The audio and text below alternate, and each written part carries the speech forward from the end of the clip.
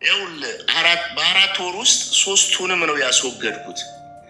ኮሌስትሮም፣ ግፊትም ተወገደ፣ ስኳርም ተወገደ። በጣም ሰላም ሆንኩ። ሰውነቴ አማረበት። ብዙ ነገሮች ችግሮች ነበሩ። ባለቤቴ አጠገቤ ነች፣ ምስክር ነች። ግንባሬ ላይ ጥቁር ነገር ነበር፣ ጥቁር ነገር አንገቴ ጋር ጆሮ አካባቢ ፈንገስ የሚመስል ነገር እንዲህ በቃ ሁልጊዜ በእጄ ስነካው የሚፈረፈር ነገር ነበር። የት እንደሄዱ አላውቅም። እኔ አሁን ከዛ በኋላ ይህንን አመጋገቤን አስተካክዬ ስቀጥል ለውጥ በደንብ አየሁበት።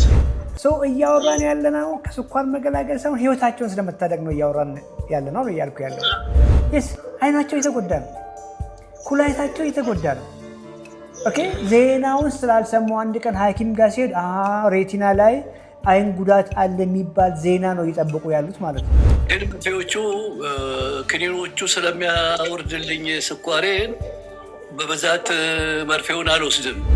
እንጀራ የሚባሉ ነገሮች መጥፋት እንዳለባቸው ስነግረው ያው ከዶክተር ስላልሆነ የመጣው ሊገባ አይችልም። ብዙ ዓመት የበላ ሰው አሁን ግን በቃ አመጋገቤን አስተካክዬ ስሰራ ሰውነቴ ሁሉ በጣም ነው ያማረበት። ወጣት ነው እንኩኝ እየቀለበስኩ ነው። ከ50 በላይ ነው እድሜ። አሁን የ40 ዓመት ጎረምሳ ነው የምመስለው። እና በጣም አመሰግናለሁ። በጣም እውነት ነው። እነዚህኑ ምግቦች ደግሞ እየበሉ ከስኳር መገላገል አይችሉም። ከስኳር ይልቅ ውስጣቸው በጣም እየተጎዳ ነው እያልኩሽ ያለሁት። ጡንቻቸው እየሟሸሸ ነው፣ አጥንታቸው እየሳሳ ነው፣ እርጅና እንደ ጉድ እየፈጠነ ነው እያልኩ ያለሁት። ትቼው ነበረ። በኋላ ላይ ግን እሴን ነገር በደንብ ልስማ ብዬ ከኢቢኤስ ጀምሮ ያለውን ፕሮግራም አንድ 5-6 ቪዲዮ ሳይ ይሄ ነገርማ በቃ መከታተል አለብኝ ብዬ መከታተል ጀመር። ከዛ በኋላ በሚለኝ መሰረት አንዳንድ ነገሮች ማድረግ ጀመርኩ። ባላሟላም የተወሰኑ ነገሮች ማድረግ ሲጀምር ለውጦች አየሁበት። ትልቁ ትግል እኔ ጋም የነበረው እንዴት ስጋ ዝም ብሎ ይበላል፣ እንዴት ሳይጠቀልል ይባለው አይዋጥልህ። አየሽ ያንቺ ኦፕቲማል ነገር በቂ ነገር ሰውነትሽን ፊድ እያደረግሽ ጤናሽን ጠብቀሽ ስለመሄድ ነው እያወራሽ ያለሽ። ያንተን ትምህርቶች በማየት ያንተን ኢንፎርሜሽኖች በመከተል ብዙ ነገር የተደረገልን ሰዎች ነን። እድሜ ስለመኖር አለ ፐርፌክት ሄልዝ በቃ ሳምንት ሳይሞላ ጤንነት ይሰማል። እሳቸው በጣም ታመዋል። ከአንቺ ከፍ ብለው ታመው ሰውነታቸው ጡንቻቸው መዋሸው ስኳር ይዟቸው ብዙ መድኃኒት ላይ ያሉት እሳቸው። ጥያቄዎቻችሁን አስቀምጡ። ዛሬ በቂ ጊዜ ይኖረናል። እኔ ቆም ያለው ብዙዎቻችሁ ቁጭ ብላችኋል። ዘና ብሉ። እናንተ ምን አለባችሁ? ዳቦም ይሄ ጥቁር ዳቦ ነው ይሄ እንዲህ ነው ምናምን ይለኛል። ዳቦም አይፈቅድም ዶክተሩ። እሱ የሚፈቅደው ሌላ ነገር ነው። አንተ ብታናግረው እኔ ጤነኛ ትሆናለህ፣ ኢንሱሊንም አትወጋም፣ ኪኒንም አትወስድም፣ ጤነኛ ነው የምትሆነው። ምክንያቱም በጣም ስፖርት ይሰራል፣ ፍላጎት አለው ለመዳን። ግን ምን እንደሚጎትተው እኔ ያውቃለሁኝ። እንጀራውና ዳቦ እንደሆነ ሰላድ ነው የሚበላው ማለት ነው። እንደዛ ሆኖ ስኳሩ ይጨምራል፣ ዶክተር ጋር ይሄዳል፣ ኢንሱሊን አንዴ ይለዋል፣ አንዴ ኪኒን፣ አንዴ በቃ ግራ አጋባው። እኔ ግን ችግሩን ስለማቅ በምን ልርዳው? በአንተ በኩል አንተን ብቻ ሲያገኝ እንደሆነ እንደሚረዳው እኔ ይገባኛል ውስጤ። እና በጣም የተጠቀምነው ዶክተር በጣም ፋሚሊያችን ሙሉ ፋሚሊያችን ቢሰበሰብ ስላንተ ነው የሚያወራው። እንደምን አለ ዶክተር? ደህና ነኝ። እንዴት ናቸው? እግዚአብሔር ይመስገን ደህና ነኝ። አለ እግዚአብሔር ይመስገን። እነግርሃለሁ እኔ ስኳር በሽተኛ ነኝ ለብዙ ዓመት ወደ 30 ምናምን ዓመት 34 ዓመት እና ኪሎዬ ያው 71 ኪሎ ነው ክብደቴ። እድሜ 74 ነው እና መድኃኒቶች እና ክኒኖች የተሰጠኝ ያለ እሱን እየወሰድኩ ነው እና መርፌም ወስዳለሁ። ግን መርፌዎቹ ክኒኖቹ ስለሚያወርድልኝ ስኳሬን በብዛት መርፌውን አልወስድም እና ትንሽ ስፖርት እሰራለሁኝ። ከስራ በኋላ 6 ሰዓት ስራ እሰራለሁኝ። ከሰዓት በኋላ ደግሞ ትንሽ በእግሬ ለብዙ ረጅም መንገድ ሄድና ስፖርት ተመልሼ እመጣለሁ እና እስካሁን ድረስ እንግዲህ ያው ስኳሩ ከፍም አላለም። እንዲያውም የሰጠኝን ክኒን እሱን ስወስድ ወደ ኢንሱሊን ለመውሰድ አልችልም። ምክንያቱም አንዴ ወደ 100 እና 120 ያወርደዋል። 120 ከሆነ በኋላ ለወስደው ብል ያ ስኳሩ መድኃኒት ክኒኑ ስለሚያወርደው ኢንሱሊን ጨምሬ ደግሞ ጭራሽ 0 ይሆናል ብዬ አልወስድም። እና በነት ደረጃ ነው ያለች ዶክተር። እድሜ ስንት ነው አሁን? 74 ነኝ። ቁመት 1 ሜትር ከ71 ነኝ። ኪሎ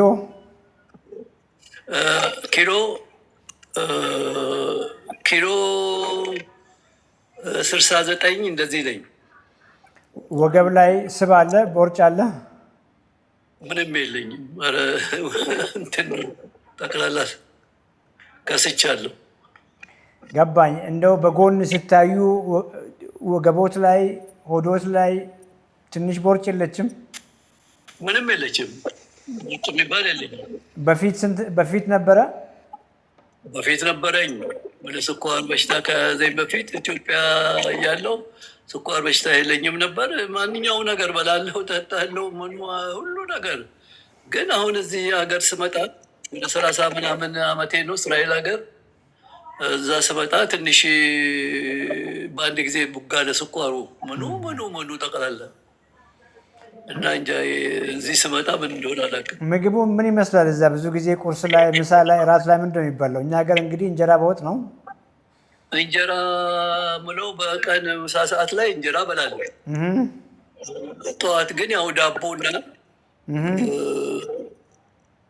አንድ የተቀባባ ነገር አለ። እሱን አድርጌ ነው የምበላው። ጠዋት ብዙም አልበላም። ምን እንደሚቀባው? ሁሙስ የሚባል ነገር አለ። ሁሙስ? አዎ፣ እሱን ቀብቼ ነው የምበላው ከዳቦ ጋር፣ ከቡና ወተት ጋር። አዎ። ሁሙስ አተር ነው? ከአተር ነው የሚሰራው? ነው ከአተር ነው የሚሰራው። አተር ነው የሚሰራው። አዎ።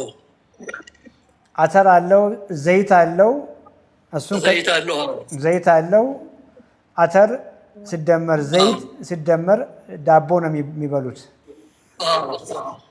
ምሳስ ላይ ዳቦ ደግሞ ያው እንትን ነው ብለውን ጠቆር ያለ ዳቦ ነው የምንበላው። ዳቦ ምንም የለው በሚል በሱ ነው እንግዲህ ያለ ነው። ዛሬ ምን በሉ ቁርስ ላይ? ዛሬ ምን በሉ ቁርስ ላይ?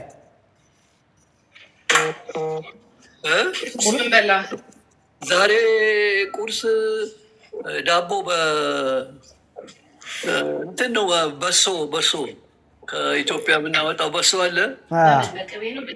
እሱን ጨብጬ አድርገን ባለቤቴ ጨብጣ አዘጋጅታ ሰጠኛለች። እሱን በላለሁ። እሱን የበሉት ዛሬ? እሱን የበላሁት ቁርስ ነው እሱ። ምሳስ? ምሳ አሁን ነው የበላሁት። እንጀራ በወጥ በምስር በአልጫ በምን ተደርጎ በየአይነቱ ነው። እራት ተበላ? ገና ነው እራት እንግዲህ ያው ይሄ ነው። ከዚህ በኋላ አልበላም። ስራ ላይ ባለው ጊዜ እንትን ነበር አትክልት አድርጌ ነው የምበላው። የእኛም ፕሮግራም ያውቃሉ? ይከታተላሉ? ተከታታይ አላውቅም። ልጄ ናት የምታውቀው። ከእሷ ጋር ላውራ እስኪ። እሺ ዶክተርዬ ሰላም። ምንድን ነው የገባሽ? እንደ ፕሮግራሙን ስትሰሚ ወይ ጊዜ ወስደሽም ስትከታተይ ምንድን ነው የገባሽ? ያው ከአባቴ ጋር ሁልጊዜ ነው የምንጨቃጨቀው። አንተ ጋር እንዲሄድ ሁልጊዜ ነው የምመክረው። ስኳሩ እሱ በጣም በላተኛ ሆኖ ሳይሆን ስኳሩ እንትን ያለበት ያበላል ዘዴውን ባለማወቅ እንደሆነ ስላወቅኩኝ እንጀራ የሚባሉ ነገሮች መጥፋት እንዳለባቸው ስነግረው ያው ከዶክተር ስላልሆነ የመጣው ሊገባ አይችልም። ብዙ ዓመት የበላ ሰው ዳቦም ይሄ ጥቁር ዳቦ ነው ይሄ እንዲህ ነው ምናምን ይለኛል። ዳቦም አይፈቅድም ዶክተሩ። እሱ የሚፈቅደው ሌላ ነገር ነው። አንተ ብታናግረው እኔ ጤነኛ ትሆናለህ፣ ኢንሱሊንም አትወጋም፣ ኪኒንም አትወስድም፣ ጤነኛ ነው የምትሆነው። ምክንያቱም በጣም ስፖርት ይሰራል፣ ፍላጎት አለው ለመዳን። ግን ምን እንደሚጎትተው እኔ ያውቃለሁኝ እንጀራውና ዳቦ እንደሆነ። ግን እንዴት ላስጥለው? ከአንተ ምናልባት ሲሰማ ሊስተካከል ይችላል። ከኔ ግን እንትን ሊል አልቻለም። እኔ ግን ይገባኛል ለምን እንደሆነ። ምክንያቱም በጣም ይሰራል፣ በላተኛም አይደለም። ደግሞ እኮ የሚበላ ሰው ቢሆን ጥሩ ነው። አይበላም፣ አስርቦ ነው ራሱን። ማታ ማታ አይበላም። አሁን ምግብ ዛሬ አርብ ስለሆነ ማታ ማታ ያው ይበላል። አርብ ስለሆነ እዚህ ኢየሩሳሌም ይበላል፣ እራት ነው። ነገም እረፍት ስለሆነ በአዘቦት ቀን ግን አይነካም፣ ሰላት ነው የሚበላው ማለት ነው። እንደዛ ሆኖ ስኳሩ ይጨምራል፣ ዶክተር ጋር ይሄዳል፣ ኢንሱሊን አንዴ ይለዋል፣ አንዴ ኪኒን፣ አንዴ በቃ ግራ አጋባው። እኔ ግን ችግሩን ስለማቅ በምን ልርዳው? በአንተ በኩል አንተን ብቻ ሲያገኝ እንደሆነ እንደሚረዳው እኔ ይገባኛል ውስጤ። ስለዚህ ዛሬ ልክ ላይቭ ላይ ሳይህ ካላናገርከው ሞቼ ይገኛለሁ አልኩትና ያው ገባን። ዋናው ነገር ፍላጎት ከሳቸው ሲመጣ ብቻ ነው ማገዝ የምንችለው። ግልጽ እኮ ነው። አሁን ምንድን ነው መጀመሪያውኑ እነዛ ምግቦች ነበር የሚበሉት። መድኃኒት እየወሰዱ እነዛኑ ምግቦች ናቸው የሚበሏቸው። ምናልባትም ነጭ ዳቦን በጥቁር ዳቦን የቀየሩት። ይሄ ደግሞ ከስኳር ጋር አኖራቸው። እነዚህኑ ምግቦች ደግሞ እየበሉ ከስኳር መገላገል አይችሉም። አሁን ስኳሩን እርሺ፣ ስኳር የለባቸውም እንበል። ስኳር እንኳን ባይኖርባቸው ሰውነታቸውን እኮ ትክክለኛ ነገር መመገብ አለባቸው ነው እያልኩሽ ያለሁት። አይመገባውም አውቃለሁ። ዛስዋታም ሴን አሁን እንድንግባባ ፋዘር ስኳር የለባቸውም ብለን እናስብ። አሁን እሳቸው የሚመስላቸው ከነገ ጀምሮ በቂ አሳ ይመገቡ፣ ስጋ ቀይ ይመገቡ፣ እንደዚህ ብለን ብናወራቸው ስኳር ለመቀልበስ ነው ይመስላቸው። አይደለም። ከስኳር ይልቅ ውስጣቸው በጣም እየተጎዳ ነው እያልኩሽ ያለሁት። ጡንቻቸው እየሟሸሸ ነው፣ አጥንታቸው እየሳሳ ነው፣ እርጅና እንደ ጉድ እየፈጠነ ነው እያልኩ ያለሁት። ሁለተኛ ደግሞ በትክክል ያልመገቡትን ሰውነት በኤክሰርሳይዝ ለማሰቃየት እየሞከሩ ነው። በቀን በቂ ፕሮቲን ማግኘት ግዴታ ነው። ስኳር ስላለባቸው አይደለም። አንቺም በቂ ፕሮቲን ማግኘት አለብሽ፣ ፋዘርሽም በቂ ፕሮቲን ማግኘት አለባቸው። ስንት ዓመትሽ ነው አንቺ? እኔ ነኝ 30። የዛሬ 10 ዓመትም አሁን ካለሽበት ሰውነት እንደው እድሜሽ ልክ እንደዚሁ አሁን እንዳማርሽ እንደ 30 ዓመት ጎረምሳ የዛሬ ዓመትም እንደዛ መቀጠል አትፈልጊም? የዛሬ 10 ዓመትም እንደዛ መሆን አትፈልጊም? እግዚአብሔር ፈቅዶ ስንኖር መንገዱ ቅድም ያልኩት ከፋዘር ጋር ያወራሁት ነው። በቂ ፕሮቲን ተመገቢ ነው አንቺንም ጭምር እያልኩ ያለሁት።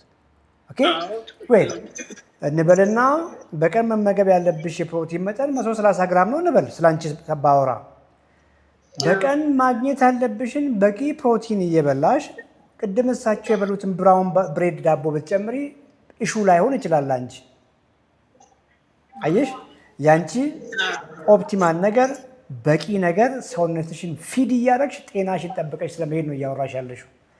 ፋዘር ግን ቅድም በቂ ፕሮቲን ያልኩሽና ምሳሌ ብዬ ለአንቺ 130 ያልኩትን 140 ግራም እናድርግ ለምሳሌ ለሳቸው። ያንን 140 ግራም ፕሮቲን ለምሳሌ ግማሽ ኪሎ ስጋ አካባቢ ሊሆን ይችላል። ቀይ ስጋ ለሙሉ ቀን ነው እያልኩሽ ያለሁት። እንግዲህ 2 ቦታም ተካፍሎ ወይ 3 ቦታም ከእንጀራ ጋር መብላት አይችሉም እሳቸው። ከብራውን ብሬድ ጋር ከጥቁር ዳቦ ጋር መብላት አይችሉም እሳቸው። አየሽ፣ ቢኮዝ እሳቸው በጣም ታመዋል። ከአንቺ ከፍ ብሎ ታመው ሰውነታቸው ጡንቻቸው መዋሸው ስኳር ይዟቸው ብዙ መድኃኒት ላይ ያሉት እሳቸው። እሺ፣ ስለዚህ እየገባሽ ነው ብዬ አስባለሁ። የፕሮቲን ግንዛቤ ይኖራቸው። በቂ ፕሮቲን መመገብ ያለባቸው ደግሞ ስኳር ስላለባቸው ሳይሆን ማንኛውም ሰው በህይወት ያለ ሰው ስለ ጤናው የሚጨነቅ ሰው በጤና መኖር የሚፈልግ ሰው በቂ ፕሮቲን መብላት አለበት። በቃ ይሄ ዩኒቨርሳል ፕሪንሲፕል ነው። ይሄን ነው እንደ ግንዛቤ መጨበጥ ያለባቸው። ዳቦውም ሁሙሱም ደስ የሚሉ ካርቦሃይድሬቶች በሙሉ ከእህል የሚሰሩ በዳቦ መልክ፣ በእንጀራ መልክ፣ በሩዝ መልክ፣ ፓስታ፣ መኮረኒ፣ ውቼቨር እነዚህ ካርቦሃይድሬት ብለን የምንላቸውን አንቺ እንኳን ሳምሃው ቅድም እንደነገርኩሽ ሳታበዢ ትችያለሽ ብዬሻለሁ። እሳቸው ግን አይችሉም። አሁን ዛሬ ምንድን ነው ምግባቸው ታዲያ? በቂ አሳ ከአትክልቶች ጋር፣ በቂ ስጋ ከአትክልቶች ጋር፣ ቺክን ከአትክልቶች ጋር እየተመገቡ ኤክሰርሳይሱን እዛ ላይ ጨምሩ። ከሐኪሞቻቸው ጋር እየተነጋገሩ ስኳሩ ዝቅ እያለ ሲመጣ መድኃኒቱን እየተቀነሰ ይመጣል ማለት ነው። እንግዲህ አስቢ፣ እሳቸው የጀመሩ ስኳር ለመቀልበስ ነው ብዬሻለሁ። አይንሽ እያየ ወር እንኳን ሳይሞላ ሌላ ሰው ነው የሚሆኑት። ሌላ ያንገር ሰው ነው የሚሆኑት። ግልጽ ነው። እኔ ይገባኛል አንተ የምትለው እና አሁን በአንተ ጋር ባሉት ልጆች በእነሱ በኩል በግል እናናገራቸው እና አንዳንድ የበለጠ ኢንፎርሜሽን እንዲኖረን እንፈልጋለን። ቋሚ እንዲያውቀው ኢንፎርሜሽን ሳይሆን እኛ ጋር ጆይን ስታደርጉ ፎሎ አፕ ነው የምናደርግላቸው። ኦኬ እያንዳንዱ እሳቸው ያሉትበትን ሁኔታ ዳታቸውን እንወስዳለን። ሚል ፕላን እናዘጋጅላቸዋለን። ኤክሰርሳይዝ እንኳን በራሳቸው መንገድ ማድረግ የለባቸውም። እዚያው ባሉበት ባለሙያ ተመድቦላቸው ልክ ተሰፍሮ የሚሰጣቸው ምግብ አለ፣ ተሰፍሮ የሚሰጣቸው ኤክሰርሳይዝ አለ ማለት ነው። አለቀ። እያወራን ያለ ነው ከስኳር መገላገል ሳይሆን ህይወታቸውን ስለመታደግ ነው እያወራን ያለ ነው እያልኩ ያለው። እየሰሙኝ ከሆነ ልንገርሽና አይሆፕ ከጎንሽ ናቸው ያሉት። መድኃኒቱን እየወሰዱ አይኖት እየተጎዳ ነው በያቸው። አይናቸው እየተጎዳ ነው፣ ኩላሊታቸው እየተጎዳ ነው። ኦኬ ዜናውን ስላልሰሙ አንድ ቀን ሐኪም ጋር ሲሄድ ሬቲና ላይ አይን ጉዳት አለ የሚባል ዜና ነው እየጠበቁ ያሉት ማለት ነው። አሁን ገብቶሻል አይደለ? በድንገት ሀርት አታክ ይመጣል። መድኃኒቱን እየወሰዱ ላይፍ ስታይላቸውን ሳይቀይሩ ጠዋት ዛሬ የበሉትን ዳቦ እየበሉ በሶ ጭብጦ እየበሉ የሚቀጥሉ ከሆነ ሀርት አታክ ድንገት ይመጣል፣ ስትሮክ ይመጣል። ሌሎች ከዚህ ጋር የሚያዙ ካንሰሮች ብዙ ናቸው ከዚህ እድሜ በኋላ የሚከሰቱ። ኤኒቲንግ ሀፕን ሊያደርግ ይችላል ነው እያልኩ ያለሁት እና ስኳር እሳቸውን ስለመቀርበት ሳይሆን ህይወታቸውን ስለመታደግ ነው። ልክ ነው። ልጆቹን እናናገራቸዋለን። እኔ በእኔ በኩል ዛሬ አንተን በማግኘቴና ራሱ ስለሰማህ በጣም ደስ ብሎኛል ዶክተር። እኔ ሁሌ ነው የምከታተልህ። እኔም በግል ከልጆቹ ጋር እያወራው ስለሆነ ስለ ራሴም እዛው እከታተላለሁ። እኔም ያስፈልገኛል ስኳር ባይኖርብኝም እኔ ግን በግሌ እንትን እላለሁኝ። እሱን በማግኘትህ በጣም ደስ ብሎኛል ዶክተር። እናናግራቸዋለን ልጆቹ። አሁን የተረዳህ ይመስለኛል። አንድ ያናግረውና ልጆቹን እንዲያናግራቸው አንተም ምከረው። ይሄው ሰምተውኛል። ሰምቻለሁ። በእውነት በጣም አገላለጽ ደስ ብሎኛል። ባልከው ነገር እከተላለሁኝ እና ምን በበኩሌ እኔ ተከታትያለሁ ብዬ አንዳንድ ነገሮችን ጨርሻለሁ ብዬ በራሴ ያወራለሁ። ግን አሁን እንዳልከው እኔ ምንም ግማሹንም ምኑንም አላረኩትም። ስለዚህ አሁን አንተ የምትለኝን ወደፊት ራሴ ተከታትዬ የምትለኝን አንተንም እንዳገኝ የምሆንበትን መንገዱን ብትከፍትልኝ ጥሩ ነው እና እስካሁን ባለማወቄ ነው። አሁን ያስገባቻችሁ ልጅ አለች፣ ፍቅር አለች። ፍቅርን ኮሚኒኬት አድርጉና ሌላውን ነገር ታመቻችላቸዋለች። ፕሊዝ ኦኬ። ይሄ ስለ ስኳር አይደለም። በጣም ግንዛቤ አግኝተሃል። ህይወትን ነው የምትታደገው። ቀሪ ዘመንህን ይኸውልህ፣ ረዥም እድሜ ስለመኖር አለ ፐርፌክት ሄልዝ። በቃ ሳምንት ሳይሞላ ጤንነት ይሰማል።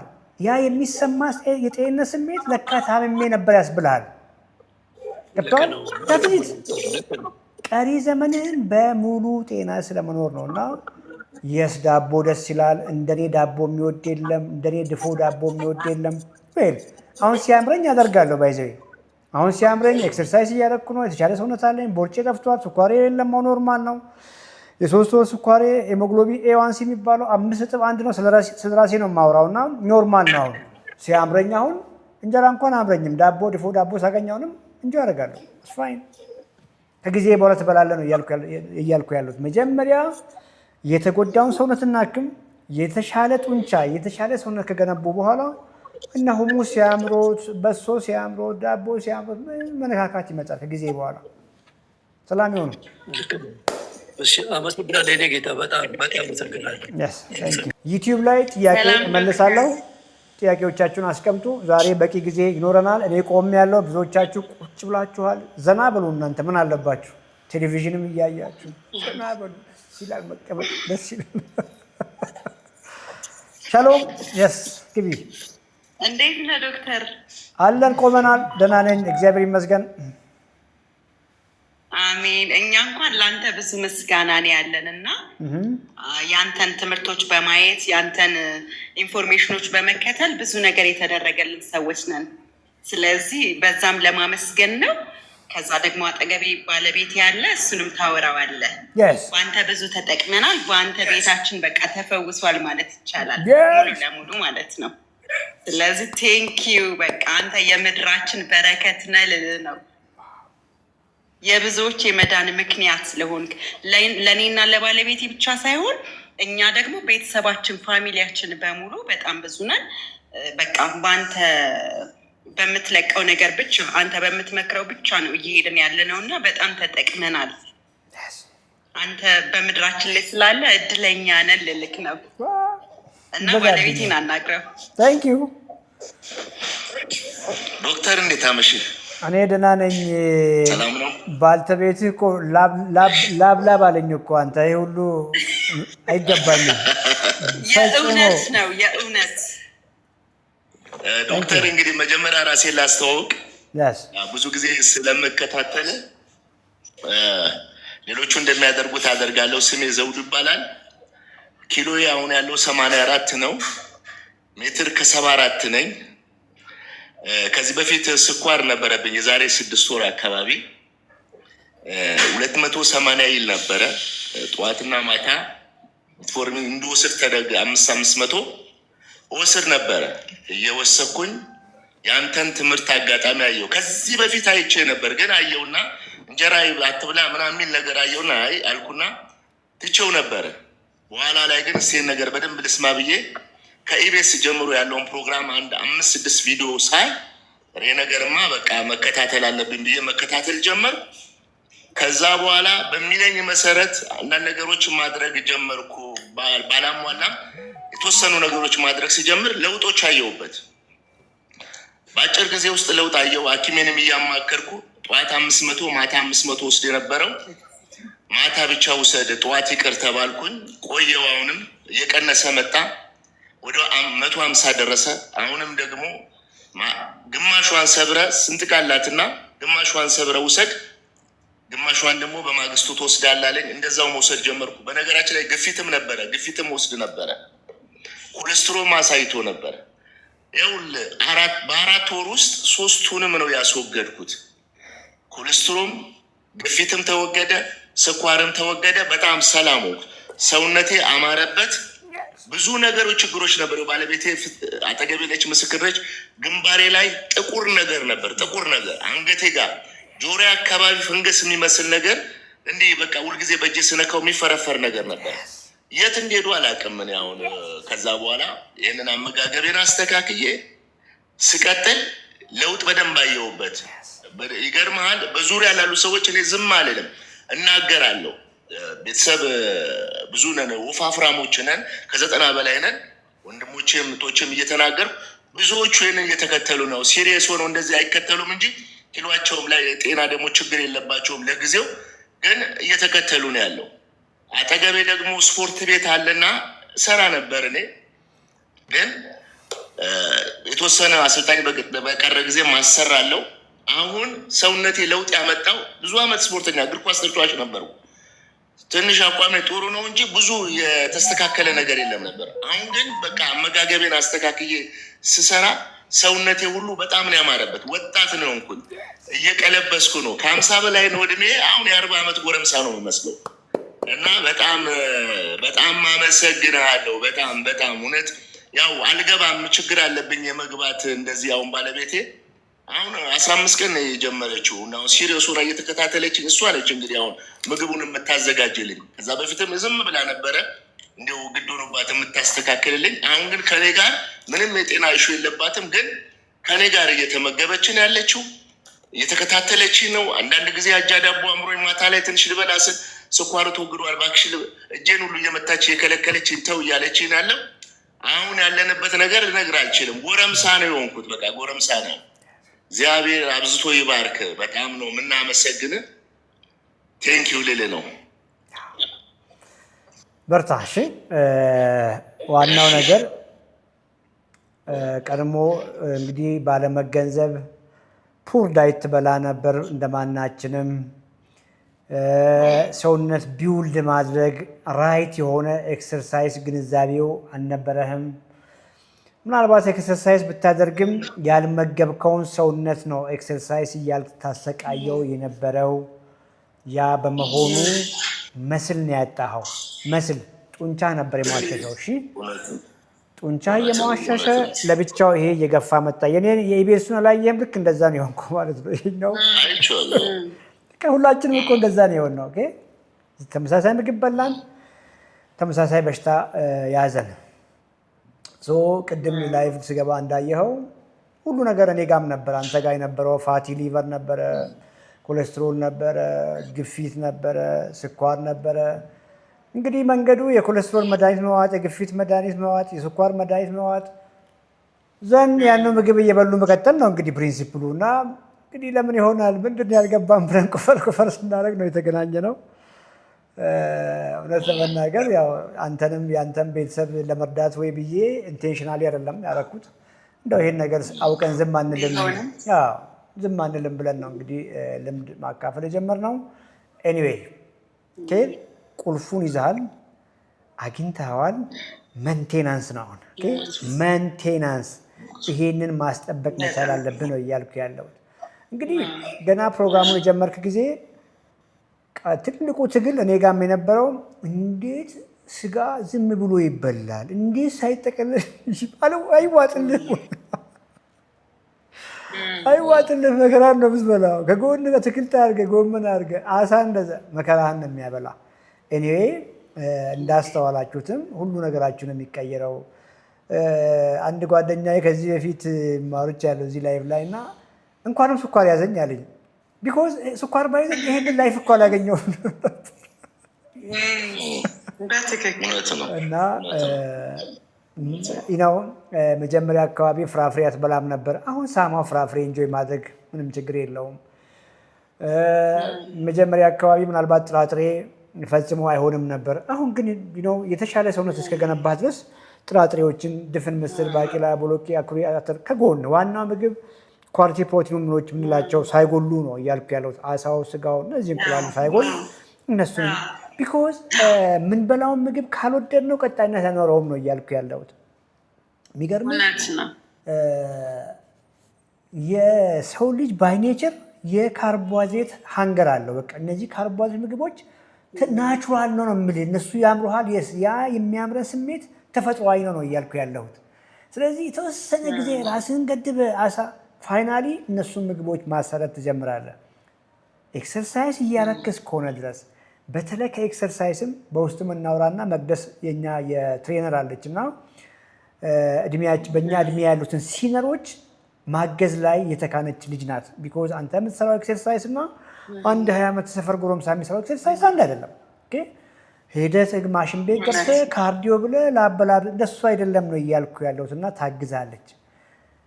ዘና እያልክ ራስን ሳታስጨንቅ ሰውነት እየገነባ ምን ችግር አለው የአጃ ዳቦ ብትበላ? ባለፈው የነበረን ላይቭ ላይ ይሄ የሚያክል እንትን አነሳው፣ ብፌ ነገር ላይ ጥቁር የገብስ ዳቦ አነሳው። ከዳቦ ጋር ነው በጣም ከባድ ነው ላይ ዳቦ እና ኤኒዌይ ቆርጬ እንዲቀንሼ ለነሳ አልኩኝና እስፋይን በቃ ትንሽ በልቼ ተዋለበት ብዬ ያመጣሁት ትንሽ በልቼ ያቆማለሁ ብዬ አመጣሁት። በቃ ትልቅ ዳቦ ነው፣ የገብስ ዳቦ ነው ምናምን በቃ ለዛውም ደግሞ ሶርዶ ነው። ሶርዶ ማለት በቦካ እንትን ነው የሰሩት። ሶርዶ ብሬድ ነው ሜይ ቢ ካወቃችሁት። ልክ ሶርዶ ማለት እንደዚህ በፈርመንትድ በሆነ የገብስ ዱቄት ነው የሰሩት። እኔ ያመጣሁት ትንሽ በልቼ ብዬ ያሰብኩ ሰውዬ እንዳለ ጨረስኩት። አየህ፣ ይሄንን ነገር የዛሬ 5 ዓመት 6 ዓመት ፈጽሞ አላስበውም አላደርገውም ነበር ነው እያልኩ ያለሁት። በአንድ ጊዜ ቢኮስ ጡንቻ አልነበረኝም፣ ቦርጬ ነበር የሚያክለው፣ ስኳር ጣሪያ ነበር፣ መሄጃ የለውም ያ ከገብስ ዳቦ የሚጣ ስኳር። አሁን የተሻለ ሰውነት አለኝ፣ ፋት የለኝም። ያ የሚያክል ዳቦ በልቼ ዘንድ ወዲያ ወክ ነው የወጣሁት። በቃ ወክ አደረኩ ወዲያ ፐርፌክት። ላይቭ ላይ መጥቼ ስናገር ነበር። ሪል ነገር በቃ ከሪያሊቲ ውጭ መሆን አንችልም። ገብተዋል። ሁልጊዜ ግን በጥንቃቄ አዘኢንድ ጠዋት ላይ ፈጽሞ አታርግ። ጠዋት ላይ በቂ እንቁላልህን ሳንፊሽ ችክን ውቼቨር የምታገኘው በተለይ ጠዋት ላይ ጠግበህ ብላ። ጠዋት ላይ ይሄን ካደረግ ምሳ ላይ ወይም ደግሞ ማታ እራት ላይ እነዚህን ካርቦችን ነካነካ ማድረግ ኢሹ አይሆንም። ኤክሰርሳይዝ እያደረግ እስከሆነ ድረስ እና ፈጽሞ የሚባል ነገር እንዴት እንጀራ ትበላለህ? ባለቤትሽ እኮ የቀድሞ አጠገብሽ ያለው ሰው እኮ ቀድሞ የነበረ ሰውዬ እኮ ሌላ ሰው እኮ ነው አጠገብሽ ላይ ያለው። ሁሉ ነገሩ ባህሪው አልተቀየረም እንዴ? ባህሪው እኮ ይቀየራል። በቃ እርግጥ ብሏል። አሁን ሰላም አለው። አሁን ምንም በፊት እኮ ትንሽ ነገር ነበር የሚበቃን። ትንሽ ነገር ሲሆን ቱግ እኮ ነበር የሚያደርገን። ብስጭት ቱግ ምናምን በጣም ይገርመኝ ነበር። እኔ ራሱ ገና ከውጭ ሲገባ ልጆች እንኳን ቢያናድዱት በቃ ገና የሆነ በር ላይ ሲያገኛቸው በጣም ደስ የማይል ስሜት እና መልሶ ደግሞ ይጸጸት ነበረ። አሁን ግን ሙሉ ለሙሉ እነሱ ነገሮች የሉም። በቃ በጣም ደስተኛ ነው። በጣም ሪላክስ አድርገን በዛ ላይ ደግሞ እንደሚለው አይደለም። አሁን ሙሉ ለሙሉ ትተናል። እንኳን እሱ እኔ ጠዋት ላይ ለምሳሌ አንተ እንደምትለው 6 እንቁላል 3ቱ አስኳሉ ይወጣ 3ቱ ከና አስኳሉ ከተጠቀምን ከዛ ምሳ ላይ ቺክን ብራስት በብሮኮሊ በባዶ በማንኪያ ማለት ነው። ከዛ እንግዲህ ወራቶች አለፉ አስበው። ማታ ላይ ደግሞ ጎመን በስጋ እንደዚህ ነው። በቃ ላይፍ ስታይላችን ሙሉ ለሙሉ ነው የቀየር ነው ማለት ነው። እኔ አሁን በጣም ተጠቅሜ ያለው እድሜ አሁን እኔ 40 ነው ግን በጣም ያንግ የሆነ አይነት ስሜት የበለጠ እየተሰማኝ ነው። ወደኋላ ቆጣሪያችሁን ወደኋላ መልሱ። እኔ ነግሬያቸዋለሁ። ልክ ነው። እና በጣም የተጠቀምነው ዶክተር በጣም ፋሚሊያችን ሙሉ ፋሚሊያችን ቢሰበሰብ ስለአንተ ነው የሚያወራው። ስንቀመጥ ራሱ ስለአንተ ነው። በቃ የኛ ኢሹ እንዴት አድርገን ነው መመገብ ያለብን፣ እንዴት ነው በቃ ራሳችን መጠበቅ ያለብን። ለሌሎቹ አሁን ለወፈሩ ቤተሰቦቻችን ሁላ ሼር የምናደርገው ይህንን ነው። አሁን ፋሚሊውን ያልከፈላችሁት እዳ አለባችሁ ተብላችኋል። በጣም እንሄዳለን እያልኩት ነበር። በእውነት ነው የምልህ ዶክተር፣ እንሄዳለን፣ እናገኘዋለን፣ ይህንንማ ድንቅ እንነግረዋለን እያልኩ ነበር። ሰርፕራይዝ እናደርገዋለን በቃ። ምክንያቱም በጣም ተጠቅመናል። ቴንኪ ማለት ደግሞ ግዴታችን እንዳረሳ። በርቱ። በጣም ጥሩ እያደረጋችሁ ቁርሳችሁን ስችል ያስተካክሉ። እሺ፣ ቁርሳችሁ ላይ ትንሽ አሁንም አይሆፕ ሁልጊዜ እንደዛ ላይሆን ይችላል፣ ግን 3 እንቁላል ከነስኳል 18 ግራም ፕሮቲን ነው። 3ቱ ባዶ ሲሆን ደግሞ 3.5 11 አካባቢ ነው የሚሆነው። 11 ሲደመር 18 ኦልሞስት 28 ግራም ፕሮቲን ብቻ ናት።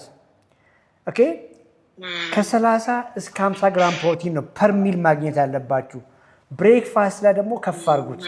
ኦኬ ስለዚህ ያንን እንቁላል ከጎን ሌላ የፕሮቲን ሶርስ ትንሽ እየስጋ ጥበስ አይብ ምናምን ግሪክ ዮገርት ምናምን የስ እንደዛ ይኖረናል። እሱንም እንጠቀማለን።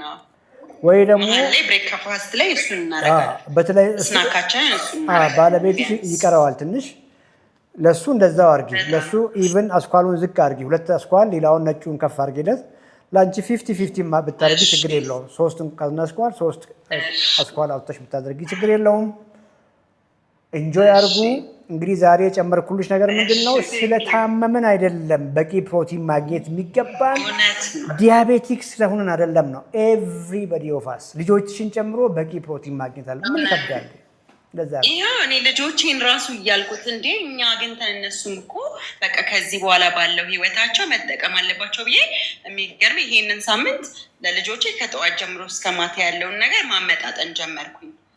ትምህርት ቤት ቢያንስ ሲሄዱ ምናምን ብለን በጣም በቃ እንዴት እኛ እየኖርን እነሱ መኖር የለባቸውም። እኛ የለመድነው ስጋ ማብላት ብቻ በወጥ በእንጀራ የሆነ ነገር ማድረግ ብቻ፣ ግን ያ ልክ እንዳልነበረ ከኛ ህይወት በቃ ትምህርት ሆኖን በቃ አሁን ልጆቻችን ላይ ፎከስ እያደረግን ነው። ደስ ብሎኛል። በርቱ። እሺ እንጆይ አድርጉ። ጥያቄ ካለላችሁ አመሰግናለሁ። ተባረክ። ጌታ ይባርክ። ዘመን ይባረክ። ቴንክ ዩ